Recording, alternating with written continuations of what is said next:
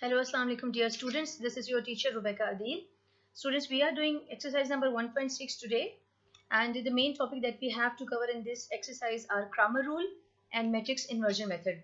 These are the two basic rule and that we have to cover in this exercise. And all okay, let's start the exercise. Question number 1: use matrices, if possible, to solve the following system of linear equation by matrix inversion method and Cramer rule. First, there is a question in front of you, and you can see these are the equations. The two equations, I think so you already know what is an equation. Equation is an expression which is having an equal sign between them. और यहाँ देखिए we are having two variables, one x and other is y. और ये linear equations हैं as per said in the question. और हमने इसको solve करना है with these two method. Solution. हम सबसे पहले क्या करेंगे, मैट्रिक्स इन्वर्जन मेथड सॉल्व करेंगे. इसके थ्रू एक क्वेश्चन को सॉल्व करेंगे और एक मैट्रिक्स बनाएंगे. ये जो आपको नजर आ रहा है ये सारे कोफिशिएंट्स हैं x और y के. यहाँ पर x का कोफिशिएंट देखें तो ये 2 है. यहाँ पर y का कोफिशिएंट देखें ये -2 है. फिर यहाँ पर x का, सबसे पहले जो ज़रूरी बात वो ये है कि ये जो x है यहाँ पर x होना चाहिए और यहाँ पर y होना चाहिए. यहाँ x के कोफिशिएंट 2 है और यहाँ x के कोफिशिएंट 3 है. यहाँ y के कोफिशिएंट -2 है और यहाँ y के कोफिशिएंट +2 है. दूसरा जो मैट्रिक्स बनेगा वो बनेगा x और y का, क्योंकि यहाँ पर दो ही वेरिएबल यूज हो रहे हैं, एक x और दूसरा y. यहाँ पर आप इक्वल का साइन लगाएंगे और उसमें यहाँ लिखेंगे जो इक्वेशंस के इस तरफ आपकी राइट हैंड पर जो दो नंबर आपको नजर आ रहे हैं वो लिखेंगे 4 और 6. Further this is ax is equal to b. Actually ये है आपके पास a, this is x and this is b. इस मैट्रिक्स को आप बोलते हैं capital A, this is capital X. Remember one thing, यहाँ पर ये जो पूरा मैट्रिक्स है ये कैपिटल X है, जबकि इसके अंदर जो वेरिएबल्स हैं वो स्मॉल x और स्मॉल y है. और ये कैपिटल B इस मैट्रिक्स का हमने इसको नाम दे दिया है. बेसिकली जब भी हमें सोल्यूशन मालूम करना होता है या सॉल्व करना होता है तो हमें x और y की वैल्यूज फाइंड आउट करनी पड़ती हैं, या जो भी यहाँ पर वेरिएबल्स होते हैं हमें उसको फाइंड आउट करना होता है. अभी हम इस x को कैसे फाइंड आउट कर सकते हैं? सबसे पहले तो यहाँ पर इस a को यहाँ से आपको रिमूव करना होगा. a को खत्म करने के लिए हम यहाँ पर 1/a से मल्टीप्लाई करेंगे. और नॉर्मली हम मैथ्स में जो भी इक्वेशंस होती हैं जो हम लेफ्ट साइड पे काम करते हैं वही हम राइट साइड पे काम करते हैं. तो ये 1/a है और यहाँ पर भी क्या होगा, 1/a होगा. देन a की a से कैंसिलेशन और यहाँ पर रह जाएगा x इज इक्वल टू. आप देखें आपने क्लास 8 में और 7 में ये रूल सीखा हुआ है. तो जब हम a को ऊपर लेके जाएंगे, इसको रेसिप्रोकल लेंगे तो इसकी पावर क्या हो जाएगी, -1 हो जाएगी. अभी देखें तो यहाँ पर a की जो पावर है वो 1 है. When there is no power the power is 1. और जब आप इसको ऊपर लेके जाएंगे तो इसकी पावर होगी -1. This is your main equation number 1. ये आपकी है इक्वेशन नंबर 1. अब यहीं से हमने, आप गौर से देखें तो ये चीज हमने पहले से सीखी है. This is a power -1 that is called inverse of a. तो हम पहले a इनवर्स मालूम करेंगे और उसको बाद में b से मल्टीप्लाई कर देंगे. Now this is the formula for a inverse, adjoint of a divided by determinant of a. दूसरी बात, अब हमने पहले a डिटर्मिनेंट मालूम करेंगे, a डिटर्मिनेंट मालूम करेंगे और वो क्यों करेंगे, that we already have discuss in 1.5 कि इनवर्स तब पॉसिबल होता है अगर a डिटर्मिनेंट आपके पास कोई एक पॉजिटिव, एक नॉन जीरो, नेगेटिव पॉजिटिव कुछ भी हो सकता है, एक नॉन जीरो नंबर आए. That's why first we have to find a determinant. अब यहाँ डिटर्मिनेंट मालूम करने के बाद ये देखें that is 10. It means solution जो है इसका वो पॉसिबल है, a इनवर्स पॉसिबल है. अब हम इसका एडजॉइंट फाइंड आउट करेंगे. नाउ एडजॉइंट में क्या था, जो ये डायगोनल मैट्रिक्स है इसकी प्लेसेस चेंज करेंगे और इसकी हम क्या करेंगे, साइन चेंज करेंगे. अब देखें अकॉर्डिंग टू दिस हमने इसकी प्लेसेस चेंज कर ली क्योंकि वो टू दोनों सेम थे, वो वैसे ही आगा. और यहाँ पर ये -2 है और ये 3 है, इसके अब हमने साइन चेंज कर दी है. अब ये फॉर्मूला हम लिखेंगे a इनवर्स का. जो फॉर्मूला था that is adjoint of a. यहाँ एडजॉइंट ऑफ a की वैल्यू पुट कर दी and this is determinant of a. Now equation 1 को गौर से देखें तो यहाँ लिखा है इक्वेशन 1 बिकम. अब इक्वेशन 1 के साथ क्या होगा या वो इसमें क्या तब्दीली आएगी? x is equal to this is the value of a inverse, और ये साथ में b लिखा हुआ था और हमने यहाँ से b मैट्रिक्स को यहाँ पर लिख दिया. नाउ फर्दर सोल्यूशन 1/10 को हम ये साइड पे ऐसे लिख सकते हैं और इन दोनों मैट्रिक्स की क्या कर देंगे? मल्टीप्लिकेशन करेंगे. यहाँ मल्टीप्लिकेशन के बाद ये मल्टीप्लिकेशन हो गई. सोल्यूशन इसको फर्दर सॉल्व करेंगे. 20 और 0. अब 1/1 आप क्या करेंगे? 20 को भी इस 1/10 से डिवाइड, आपने 10 से डिवाइड कर दिया और 0 को भी 10 से डिवाइड कर दिया. और after division 10 1s are 10, 10 2s are 20 और 0 by something that is 0. We already know that capital X is equal to small x and small y और ये 2 0 है. It means कि x की जो वैल्यू है, क्योंकि दोनों मैट्रिक्स बिल्कुल बराबर हैं, इसका मतलब है कि x की वैल्यू 2 है और y की वैल्यू 0 है. तो यही इसका सोल्यूशन सेट है, यही इसका आंसर है, यही हमने फाइंड आउट करना था. तो ये मेथड आपका होता है मैट्रिक्स इन्वर्जन मेथड. यह है इसका पार्ट 3. स्मार्ट सिलेबस में आपके इसके 3 क्वेश्चन हैं. क्वेश्चन नंबर 1 के 3 पार्ट्स हैं, 1, 3 और 5. This is the third part. Again ये देखें, ये क्वेश्चन है आपके सामने. ये फर्स्ट ये जो मैट्रिक्स है, फिर ये एक्स वाई का और ये 8 - 1 same as in question number 1. ax is equal to b. Then अब वो मैंने स्टेप यहाँ से स्किप कर दिया, वो स्टेप आपको शो करने की जरूरत नहीं होती. वो मैंने सिर्फ फर्स्ट क्वेश्चन में इसलिए किया था ताकि आपको वो समझ आ जाए, लेकिन फर्दर आपको बार बार ये करने की जरूरत नहीं. आप डायरेक्ट इसको लिखेंगे x is equal to a inverse b. This is your equation number 1. Now a inverse is equal to adjoint of a divided by determinant of a. A determinant का अपने फॉर्मूला, आप इसको फॉर्म दे देंगे determinant की. Now multiplication and finally this is the value of a determinant. Now we know that inverse is possible. Now adjoint of a, adjoint of a हमने वही places change की उसकी, यहाँ पर प्लेसेस और यहाँ पर साइन चेंज कर लिए. अब a इनवर्स में इसकी वैल्यू पुट करेंगे. Now equation 1 become just like we have done already. X is equal to a inverse b. Then putting the value a inverse is equal to, यहाँ पर देखें a inverse में a inverse की value लिखी और ये b है आपका.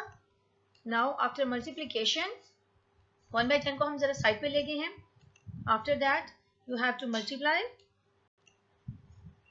and for more simplification this is -8, this is 8 to the 24, minus minus plus and 4 1s are 4. And this is after simplification. ये देखें, आप 6 को -6 को 10 से डिवाइड करें, -28 को 10 से डिवाइड करें. Now cancellation, 2 3 are 6, 2 5s are 10. Furthermore cancellation and you are having 3/5 and 14/5 minus cancellation. Up and down दोनों तरफ माइनस से तो कैंसिल कर देंगे, यहाँ भी अप एंड डाउन माइनस है तो उनकी कैंसिलेशन हो जाएगी. Now we know that x is equal to xy. Now this is the value of x and this is the value of y.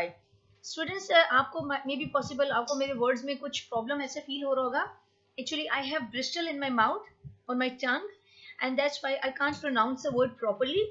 It's difficult for me to speak properly. और अगर कुछ गलती हो रही है तो okay, sorry for that because it's not possible for me to pronounce the word properly. Okay, so this is the answer. Now the x and y values. Now मैंने 2 question किए हैं मैट्रिक्स इन्वर्जन मेथड के साथ. Now I'm going to do Cramer rule. अब मैं Cramer rule के according जो है, अब using the Cramer rule we are going to solve the question. ये फर्स्ट क्वेश्चन है, अब हम इसको करेंगे Cramer rule के साथ. Cramer rule के साथ क्वेश्चन देखिए कैसे, इसका स्टेप कैसे है, इसको करना कैसे है. क्वेश्चन में सबसे जरूरी बात यह है कि पहले x होना चाहिए, यानी इस दोनों तरफ x यहाँ पर होगा और यहाँ पर क्या होगा, y होगा. ओके, ये आपका बनेगा मैट्रिक्स A. उसके बाद हम बनाएंगे,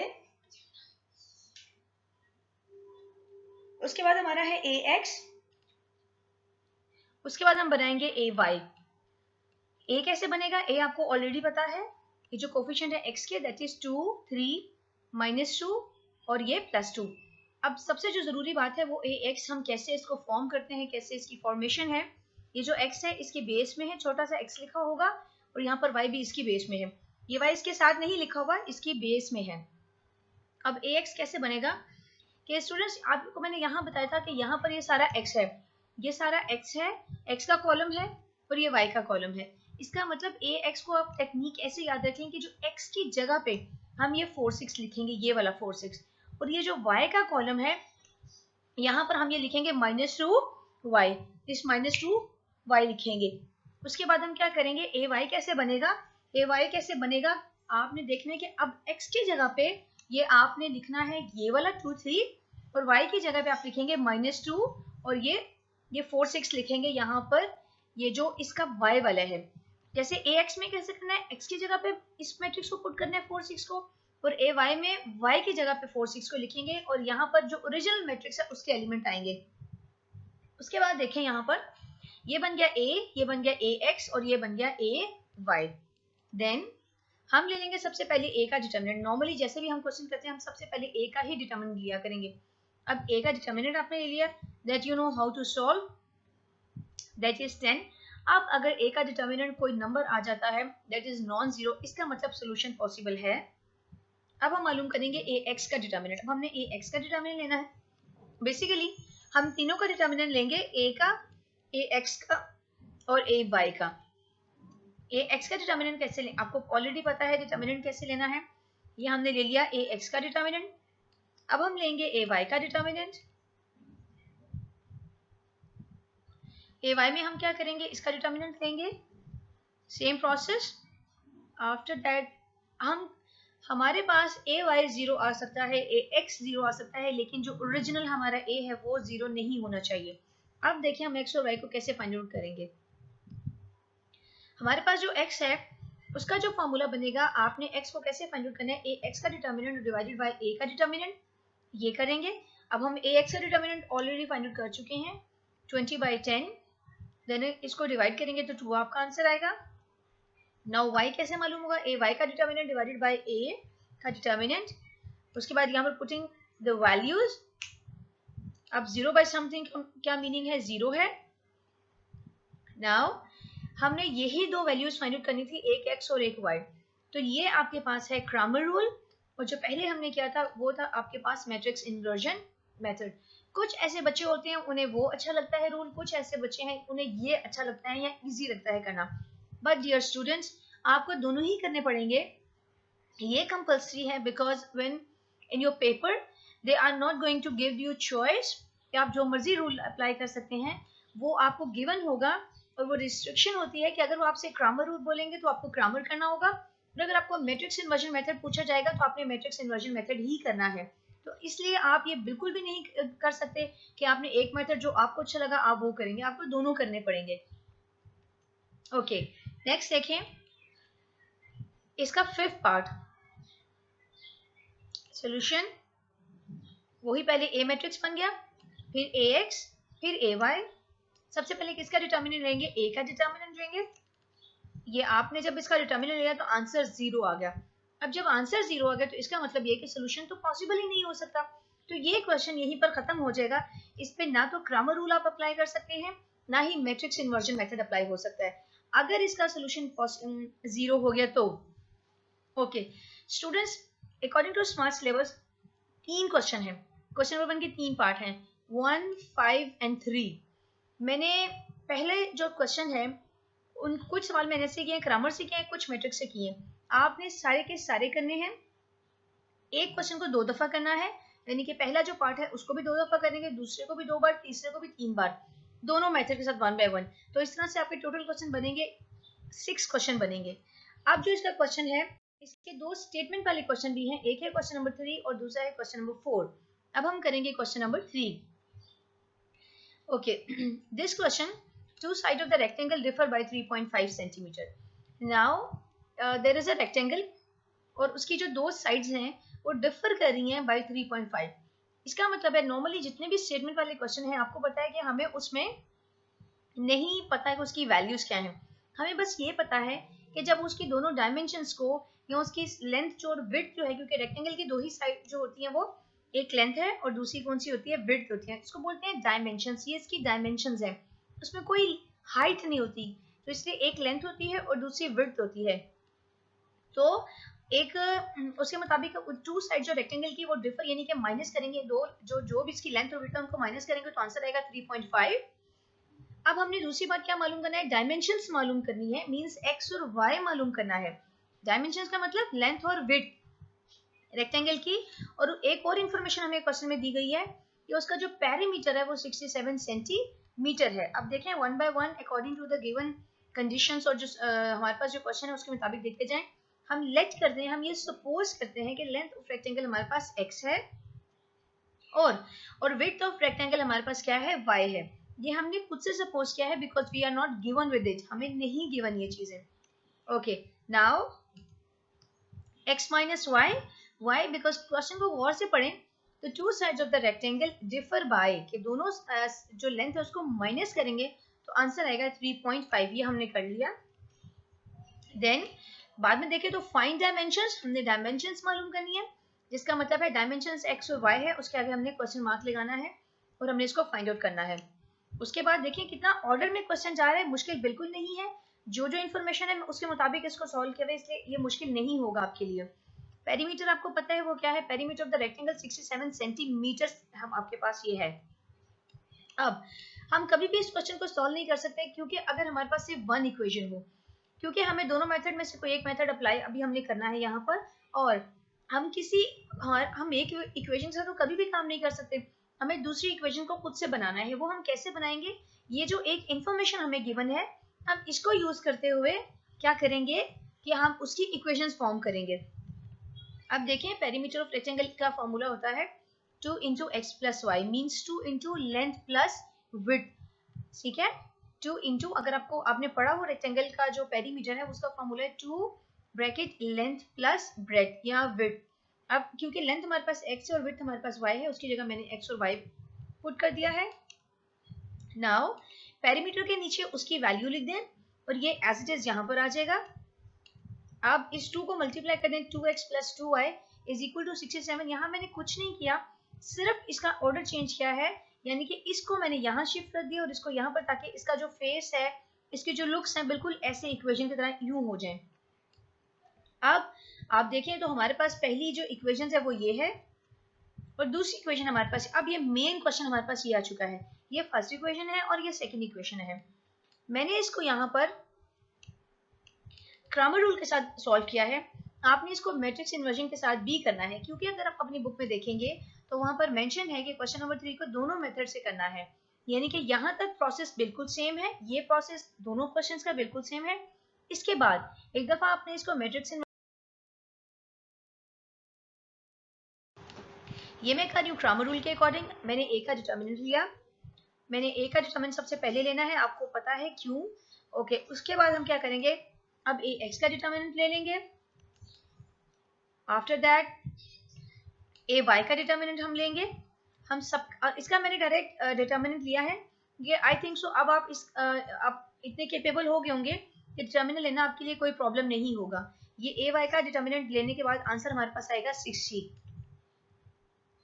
now we know the formula x is equal to A X by A X का डिटर्मिनेंट, ए का डिटर्मिनेंट हम यहाँ पर वैल्यूज पुट करेंगे और हमारे पास आंसर आएगा 18.5। नाउ y का जो फॉर्मूला है वो लिख दिया हमने और ये हमारे पास y की वैल्यू आ गई।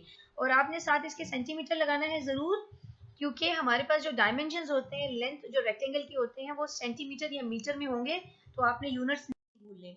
अब हम देखें क्वेश्चन नंबर 4 करते हैं, that is the last question of the exercise. What is the question? The third angle of an isosceles triangle is 16 degree less than the sum of the two equal angle, find the third angle of the triangle. इसमें क्या है, ये diagram आपको question में given नहीं होगी, ये आपने खुद बनानी है according to this statement of the question. ये इक्वेशन मैंने बनाई है, आप गौर से देखें, क्योंकि ये आइसोसेलेस ट्रायंगल है, इसका मतलब है इसके जो बेस एंगल है वो बिल्कुल सेम है और इसका थर्ड एंगल जो है वो डिफरेंट है। क्योंकि ये दोनों सेम है तो मैंने इसको दोनों को एक्स एक्स सपोज कर लिया है, because we know that they both are same. आप कोई भी नाम दे सकते हैं, मैंने इसको एक्स कह दिया है और इसको थर्ड एंगल को वाई कह दिया है। 3 एंगल्स हैं टोटल, ये दोनों सेम है, इसलिए इनके नाम क्या है, एक्स और एक्स हैं। अब देखें, ये फर्स्ट एंगल हो गया ये सेकेंड एंगल और ये थर्ड एंगल है. Now follow the statement carefully. The third angle, ये मैंने लिखा थर्ड एंगल को क्योंकि मैंने y सपोज किया है. जितने भी स्टेटमेंट वाले क्वेश्चन होंगे, जब कभी वहां पर इज लिखा होगा तो इसका मतलब होगा इक्वल साइन. मैंने यहाँ लगा दिया इक्वल साइन. यहाँ थर्ड एंगल है, थर्ड y है, y इसका मतलब क्या है, इक्वल है. फिर 16 है और लिखा हुआ है 16 लेस. 16 लेस का मतलब है कि 16 एक छोटा नंबर है. जब कुछ लेस या ग्रेटर होता है तो 16 लेस का मतलब है कि 16 के साथ आप माइनस का साइन यहाँ पर लगा देंगे इस तरह से. Then the sum of two equal angle. Sum of two equal angle, sum of जो दो सम करेंगे, जो दो इक्वल एंगल है, वो दो इक्वल एंगल कौन से हैं, x और x को जमा करेंगे तो 2x आ जाएगा. तो यहाँ पर लिख देंगे प्लस 2x आ जाएगा. इस लाइन के अकॉर्डिंग ये इक्वेशन आपके पास बन चुकी है. नाउ इसको थोड़ा सा आप अरेंज कर लें. y को यही रहने दें. 2x यहाँ पॉजिटिव है, यहाँ पर नेगेटिव होगा. -16 वैसे ही है. इसको थोड़ा और अरेंज करें क्योंकि हमें पता है कि x पहले आएगा और y बाद में आएगा. तो ये -2x को मैं पहले लिख दूंगी और y को हम इसको यहाँ पर लिख देंगे और -16 एज इट इज है. नाउ यूजिंग दिस इंफॉर्मेशन, अब फिर वही बात है कि हम एक इक्वेशन के साथ इस क्वेश्चन को, इस प्रोसेस को कभी भी फॉलो नहीं कर सकते. We need another equation to solve this question. उसके लिए हम इसकी इंफॉर्मेशन यूं यूज करेंगे. हमें पता है कि सम ऑफ एंगल ऑफ ट्राइंगल जो होता है वो 180 डिग्री होता है. मींस जब भी आप किसी भी ट्राइंगल के तीनों एंगल को प्लस करते हैं तो आंसर क्या आएगा, 180 डिग्री होगा. अब हमें पता है कि तीन एंगल हैं, एक x है, दूसरा x और तीसरा क्या है, y है. यहाँ मैं लिखूंगी x plus y is equal to 180 degree. x plus x करेंगे तो 2x होगा, plus y is equal to 180 degree. Now ये इक्वेशन बिल्कुल सेट है क्योंकि x पहले है और y बाद में है. अब हमारे पास मेनली जो दो इक्वेशंस हैं वो हैं ये दोनों इक्वेशंस. पहली ये है और दूसरी ये है. अब मैंने इसको किया है with not the Cramer rule but with the help of matrix inversion method. अब ये देखिए, ये आपका मैट्रिक्स A है जो कैसे बनता है, -2 2 1 और यहाँ पर इन दोनों के जो कोफिशिएंट है वो 1 1 है, वो ऐसे लिख दिया. बाद में xy होते हैं और बाद में ये जो है ये b आएगा आपके पास. अब x is equal to a inverse b है आपके पास, ये फॉर्मूला है इसका. अब a इनवर्स पहले मालूम करेंगे हम. ये देखें, सबसे पहले a डिटर्मिनेंट, और a डिटर्मिनेंट का आपके पास आंसर आया है -4. ऑफ कोर्स अब हमने मालूम करना है a इनवर्स में. अच्छा, दूसरी एक और बात, अब मैंने एडजॉइंट ऑफ a डायरेक्ट यहाँ मालूम किया है. आपने पहले एडजॉइंट ऑफ a मालूम करना है, देन आप ऐसे करेंगे. a inverse is equal to adjoint of a divided by determinant of a. Adjoint of a मालूम कर लिया. You know how to take the adjoint, इसके प्लेसेस और इसके साइन, वो करने के बाद नीचे -4 लिख दिया. नाउ हमें पता है कि हमें इसकी वैल्यू इसमें बेसिकली पुट करना है. इसको जो इक्वेशन 1 है ये हमने a इनवर्स की वैल्यू पुट की, ये b की वैल्यू. अब हम -1/4 को यूं साइड पे ले जाते हैं. इनकी करेंगे मल्टीप्लिकेशन. आफ्टर मल्टीप्लिकेशन ये देखें, इसको फर्दर आप सॉल्व करेंगे तो ये आपके पास आएगा -196 और -328. अब इसको कर देंगे 1 by 1 इससे डिवाइड, तो यू विल गेट 4 1 जा 4, ये कैंसिलेशन हो गई, यहाँ ये भी कैंसिलेशन हो गई, and this is your answer. अब देखिए, हमने तो तीन एंगल्स मालूम करने हैं. ये x है और ये y है. हमें पता है कि हमें तो तीन एंगल चाहिए, तो इसका मतलब x हमारे पास 2x है. एक x हमारे पास 49 है. ऑफ कोर्स दूसरा एंगल भी क्या है, हमारे पास 49 है क्योंकि दो एंगल हमारे बिल्कुल सेम है. और थर्ड एंगल हमारे पास क्या है, 82. Dear student, this is the last question of the exercise and also of the chapter. Now we will solve the MCQs and review exercise. Hope so आपको इसकी समझ आई होगी. Still if you have any query you can ask me in the comment box. और इसकी अच्छे से practice कर लें. This is the most important exercise of the chapter. Normally और बहुत दफ़ा ऐसा है कि इसमें से लॉन्ग क्वेश्चन आपके पास आता है सॉल्व करने के लिए. Examiner can ask you anything rather the Cramer rule और matrix inversion method. ये एग्जामिनर की चॉइस है. इसका मतलब आपको दोनों प्रोसेस, दोनों मेथड करने ही करने हैं. Next, now we will solve the MCQs and review in the next video. Till then, take care. Bye bye.